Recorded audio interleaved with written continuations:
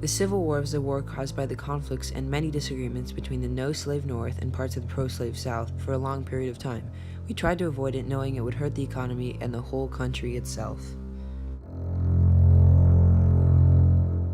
Slavery played a big part in initiating conflict and disagreement between the two sides of the country.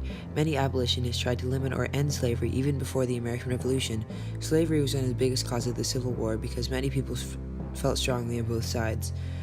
Trying to keep an equal number of slave states versus non-slave states, we passed the Missouri Compromise of 1820, admitting Missouri as a slave state. Missouri countries that bordered Kansas were strongly pro-slavery and wanted their neighbor to be a slave state. In the fall of 1854, Senator David Atchison of Missouri led over 1,700 men from Missouri into Kansas to vote for their pro-slavery representative. These were the infamous Border Ruffians, who threatened to shoot, burn, and hang those who opposed slavery.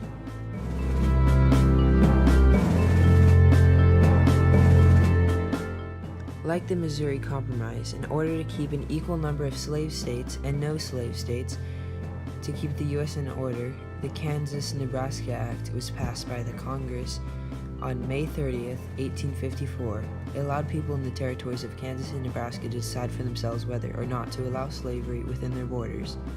The act was made to repeal the Missouri Compromise of 1820, which prohibited slavery north of latitude 36 degrees.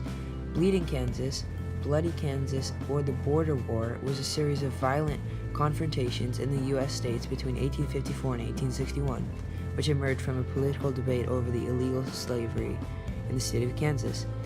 The conflict led to years of raids, assaults, and murders carried out by rival factions of anti-slavery free staters and pro-slavery border ruffians in Kansas and neighboring Missouri. Wilmot Proviso was strongly against slavery and proposed an American law to ban slavery in territory acquired from Mexico in the Mexican War. The conflict over the Wilmot Proviso was one of the major events leading to the American Civil War.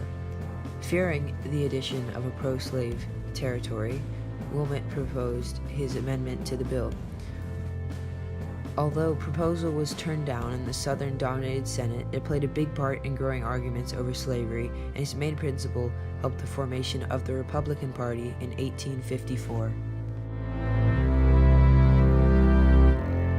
It was not only slavery that led us to the war. There were other disagreements, such as the Nullification Crisis. The Nullification Crisis was a United States political crisis in 1832 to 1833.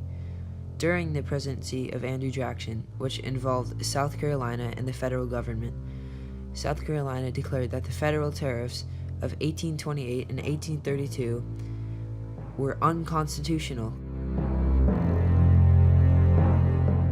Senator Henry Clay introduced a series of resolutions on January 29, 1850 in an attempt to seek a compromise and turn around the crisis between the North and the South. As part of the Compromise of 1850, the slave trade in Washington, D.C. was abolished and the fugitive slave laws were amended.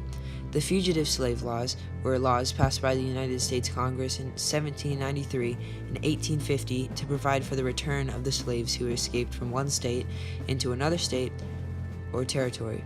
As you would expect, the slave owners were not happy about this decision, and it only further angered them and brought them closer to the war.